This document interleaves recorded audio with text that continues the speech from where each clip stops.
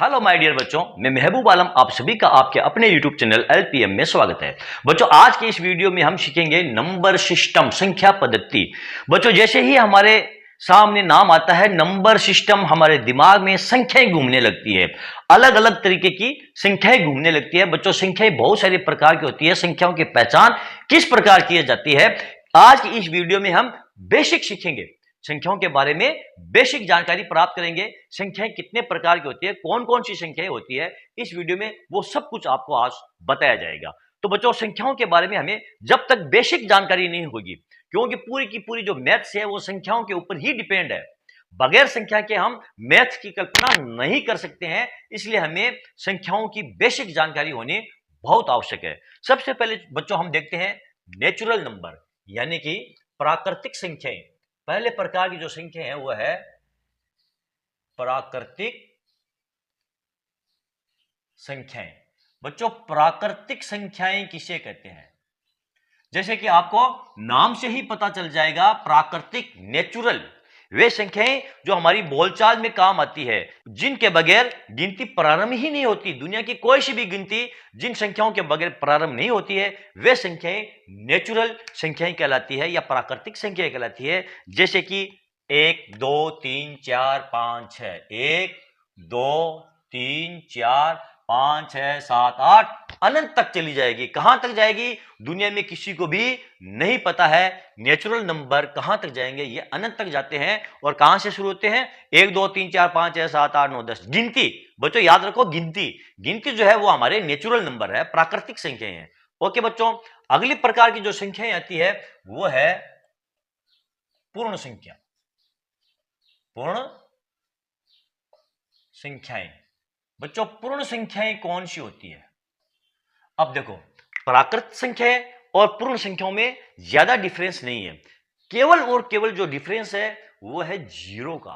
क्योंकि जब हम गिनती गिनते हैं 1 2 3 4 5 6 7 8 9 10, 10 में क्या आता है? जीरो। ठीक है, तो बगैर जीरो के जो नंबर सिस्टम है वो पूर्ण नहीं होता है। तो यहां पर हमारी आती है पूर्ण संख्याएं। यदि हम प्राकृतिक संख्याओं में जीरो ऐड कर दें, केवल जीरो हमें ऐड करना है और कुछ भी ऐड नहीं करना है, तो ये संख्याएं अब पूर्ण संख्याएं कहलाएगी। यानी बगैर जीरो के ये प्राकृतिक संख्या जो थी हमारी, ये बेचारी अधूरी थी। इसको पूरी करने के लिए, इसको पूर्ण करने के लिए, कंप्लीट करने के लिए हमने इसमें क्या जोड़ा है? जीरो केवल जोड़ा है। यानी जब संख्याएं जीरो से प्रारंभ होती है तो फिर वो संख्या क्या कहलाती है? पूर्ण संख्या कहलाती है। यानी प्राकृतिक संख्याओं में यदि हम जीरो और ऐड कर दें तो ये संख्या अब क्या हो गई है? ये पूर्ण संख्या हो गई है। हो गया यहां तक। आगे हम चलते हैं पूर्णांक। यहां पर बच्चे अक्सर कंफ्यूज होते हैं, वो पूर्ण संख्या और पूर्णांक को एक ही समझने लगते हैं। तो पूर्णांक संख्याएं किसे कहते हैं बच्चों? हम सबको मालूम है संख्याएं जो होती है वो धनात्मक और ऋणात्मक दोनों प्रकार की संख्याएं होती है। यदि हम शुरू करें, मान लो यहां से जीरो से 1 2 3 4 और ये अनंत तक चली जाएगी। लेकिन बच्चों, जीरो के बाईं तरफ भी संख्याएं मौजूद है। ये जो जीरो है, जीरो से शुरू होने वाली जो संख्या है वो पूरी की पूरी धनात्मक है। लेकिन जीरो के लेफ्ट हैंड साइड की तरफ भी संख्याएं मौजूद है। वो कौन सी संख्याएं हैं बच्चों? वो संख्याएं हैं -1 -2 -3 -4, और ये भी आपकी अनंत तक चली जाएगी। वो भी अनंत तक चली जाएगी। यानी कि जीरो के लेफ्ट हैंड की तरफ कौन सी संख्या है? ऋणात्मक है। राइट हैंड की तरफ धनात्मक संख्या है, और बीच में विराजमान है हमारे जीरो। ठीक है, पगड़ी के रूप में। तो ऋणात्मक, धनात्मक और जीरो मिलाकर के पूर्णांक बनते हैं। वे संख्याएं जिसमें जीरो भी मौजूद हो, धनात्मक संख्याएं भी मौजूद हो और ऋणात्मक संख्याएं भी मौजूद हो, वे संख्याएं पूर्णांक कहलाती है। -1 -2 -3 -4 -5 और अनंत तक चली जाएगी। जीरो की इधर आ जाएगी 1 2 3 4 5 6 7 8 9 10, अनंत तक चली जाएगी। ये संख्याएं क्या कहलाती है? ये पूर्णांक कहलाती है। ओके बच्चों, चलो अगली जो संख्याएं हैं वो है सम संख्याएं। सम संख्याएं। बच्चों, सम संख्या किसे कहते हैं? 2 4 6 8 10 12 14 अनंत तक। ये सभी संख्याएं जो मैंने लिखी है ये सब की सब सम संख्याएं हैं। बच्चों इसकी परिभाषा क्या है? सम संख्या की परिभाषा ये है, वे संख्याएं जिसमें 2 का भाग पूरा पूरा चला जाए और शेषफल शून्य बचे, वे सभी संख्याएं सम संख्याएं कहलाती है। ठीक बच्चों, यदि 2 अंकों की संख्या जैसे यहां पर हमको दी है तो इसकी पहचान करने के लिए हमें इसके इकाई का अंक देखना है। यदि इकाई के अंक में किसी भी संख्या हो, दुनिया की कोई सी भी संख्या, यदि इकाई के अंक में 2 का भाग पूरा पूरा जाता है तो उस संख्या के अंदर भी 2 का भाग पूरा पूरा चला जाएगा और वो संख्या जो है वो सम कहलाएगी। दूसरे शब्दों में बच्चों में आपको यह बता दूं, जिस संख्या में इकाई का अंक 2, 4, 6, 8 और 0 है तो वे सभी संख्याएं दुनिया की सम संख्याएं कहलाएगी। ओके बच्चों, आगे बात समझ में। अगली जो संख्याएं हैं वे हैं विषम संख्या। अगली संख्या है वो है विषम संख्या। तो विषम संख्या किसे कहते हैं? जैसे कि 3, 5, 7, 9, 11, 13 और 15, 17, 19, 21, ये सभी की सभी संख्याएं जो मैंने लिखी है बच्चों, ये सब की सब विषम संख्याएं हैं। यदि आप इन संख्याओं में 2 का भाग देंगे तो 2 का भाग इन संख्याओं में पूरा पूरा नहीं जाएगा, शेषफल 1 बचेगा। वे सभी संख्याएं जिसमें 2 का भाग देने पर भाग पूरा पूरा ना जाता हो, शेषफल 1 बचता हो, वे सभी संख्याएं विषम संख्याएं कहलाती है। ओके बच्चों, आगे बात समझ में। तो ये जितनी भी संख्याएं हैं, यदि हम इनमें 2 का भाग देंगे तो शेषफल 1 बचेगा, इसलिए ये संख्याएं विषम संख्याएं कहलाती है। और ये संख्याएं भी हमारी अनंत तक जाती है। अनंत मतलब कहां जाएगी किसी को भी पता नहीं है। तो सम संख्या होगी, विषम संख्या होगी। अगली जो संख्या है बच्चों, यहां पर भी बच्चे बहुत ज्यादा कंफ्यूज होते हैं, वे संख्या है भाज्य संख्या। वे संख्या है भाज्य संख्याएं। अब यहां पर देखो भाज्य, भाज्य का मतलब होता है जो विभाजित हो जाए, जो कट जाए, उन संख्याओं को क्या कहते हैं? भाज्य संख्या। दूसरे शब्दों में हम यह कह सकते हैं बच्चों, भाज्य संख्याएं वे संख्याएं होती है जिन संख्याओं के गुणनखंड 2 से ज्यादा हो। जिन संख्याओं के गुणनखंड 2 से ज्यादा हो वे सभी संख्याएं भाज्य संख्याएं कहलाती है।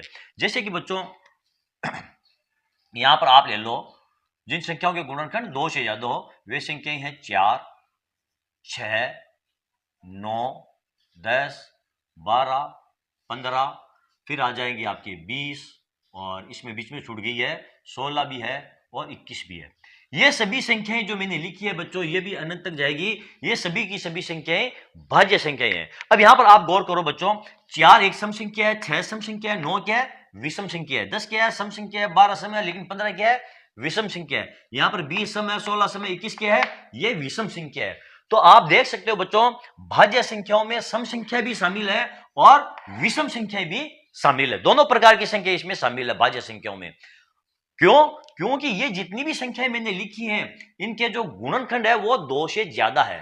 कितने हैं? 2 से ज्यादा। वे सभी संख्याएं दुनिया की बच्चों जिनके गुणनखंड 2 से ज्यादा हो वे सभी संख्याएं भाज्य संख्याएं कहलाती है, चाहे तो वे संख्या सम हो या वे संख्याएं विषम हो। यह बात आपको बताना बहुत जरूरी था और यह कॉन्सेप्ट आपका क्लियर होना जरूरी था। भाज्य संख्या किसे कहते हैं? बच्चे लोग भाज्य संख्याओं को सम संख्याएं समझ लेते हैं। सम संख्याएं भी भाज्य संख्या होती है और विषम संख्या भी भाज्य संख्या होती है, यानी वे संख्या जिनके गुणनखंड है वो 2 से ज्यादा हो। जैसे मैं आपको एग्जाम्पल ले लेते हैं, हम यहाँ पर 4 के गुणनखंड कौन कौन से? एक तो देखो 1 है, दूसरा 2 है, तीसरा खुद ये 4 है, यानी 3 गुणनखंड है। आप 6 ले लो, 6 के कौन कौन से गुणनखंड है? 1 है, 2 है, 3 है और खुद 6, यानी इसके 4 गुणनखंड है। इसी प्रकार आप 9 ले लो, 9 के गुणनखंड कौन कौन से हैं? 1 है, 3 है और खुद 9 है, इसके 3 गुणनखंड है। यानी ये जितनी भी संख्या है बच्चों, इन सब के गुणनखंड 2 से ज्यादा ही मिलेंगे आपको। ओके, तो ये थी हमारी भाज्य संख्या।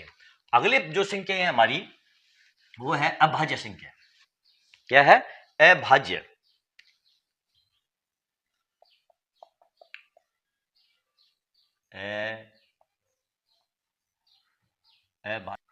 अभाज्य संख्या किसे कहते हैं बच्चों? अभाज्य संख्या उन संख्याओं को कहते हैं जिनके केवल और केवल 2 गुणनखंड हो। केवल और केवल 2 गुणनखंड हो, ना तो 2 से कम हो और ना 2 से ज्यादा हो।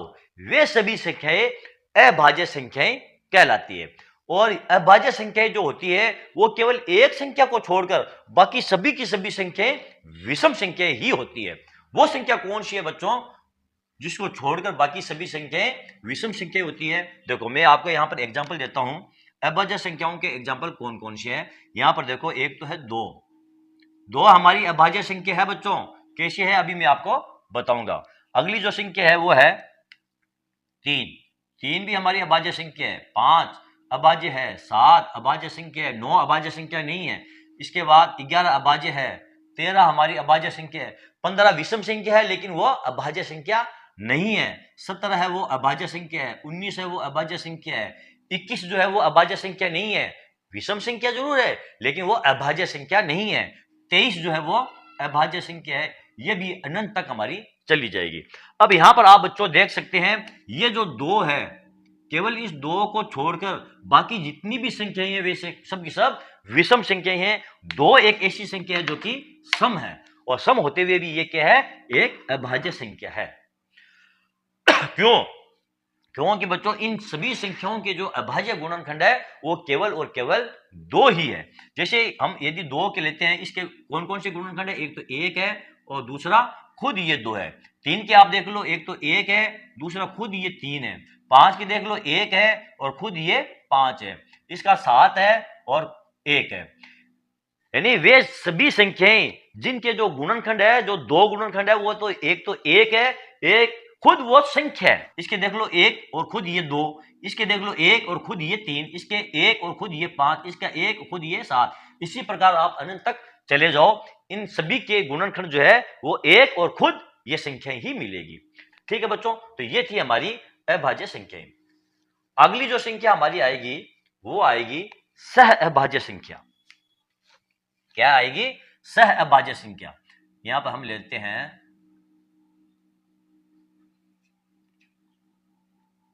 सह अभाज्य संख्याएं। यदि हम ले लेते हैं, मान लो जैसे कि 7 और 9, यहां पर आप ले लो 2 और 5, फिर आप ले लो 10 और 11। बच्चों ये इस प्रकार की जो संख्याएं हैं, जैसे 7 9 है, 2 5 है, 10 11 है, या आप ले लो 12 और ये 13 ले लो, ये जितनी भी संख्याएं हैं, इन संख्याओं के जैसे 7 और 9 का जो सार्वत्रिक गुणनखंड है वो केवल और केवल 1 है। क्या है? इनका सार्वत्रिक गुणनखंड क्या है? 1 है। इसका भी सार्वत्रिक गुणनखंड 1 है, इसका भी सार्वत्रिक गुणनखंड 1 है, इसका भी सार्वत्रिक गुणनखंड 1 है। तो ये संख्याएं आपस में सहभाज्य है। इन संख्या को क्या कहते हैं? आपस में ये सहभाज्य संख्या है। यानी 2 का भाग 5 में नहीं जाएगा और ना ही 5 का भाग 2 में जाएगा। और इनके जो सार्वत्रिक गुणनखंड यदि हम देखें 7 और 9 के, तो केवल और केवल 1 है। इसी प्रकार 2 और 5 का सार्वत्रिक गुणनखंड है वो केवल और केवल 1 है। यानी इन दोनों संख्याओं में केवल और केवल 1 का ही भाग जा सकता है। इनके अलावा कोई सी भी ऐसी संख्या नहीं है जिसका इन दोनों संख्याओं में भाग चला जाए। तो ये आपस में एक दूसरे के क्या कहलाएगी? सहअभाज्य संख्याएं कहलाएगी। ठीक है बच्चों, अगली जो संख्या है वो है हमारी, अगली संख्या हम लेते हैं बच्चों, वो लेते हैं परिमेय संख्या। परिमेय संख्या। बच्चों परिमेय संख्या किसे कहते हैं? वे सभी संख्याएं जिनको हम P बटा Q के रूप में लिख सकते हैं और जहां पर जो Q है वो बराबर नहीं होना चाहिए 0 के। वे सभी संख्याएं जिनको बच्चों हम P बटा Q के रूप में लिख सकें और Q जो है वो 0 के बराबर नहीं होना चाहिए। जैसे कि बच्चों 1 बटा 2, 5 बटा 6, 7 बटे 9, 0 बटे 12, -4 बटे 7, ये सभी की सभी जो संख्याएं हैं ये क्या है? ये परिमेय संख्याएं कहलाती है।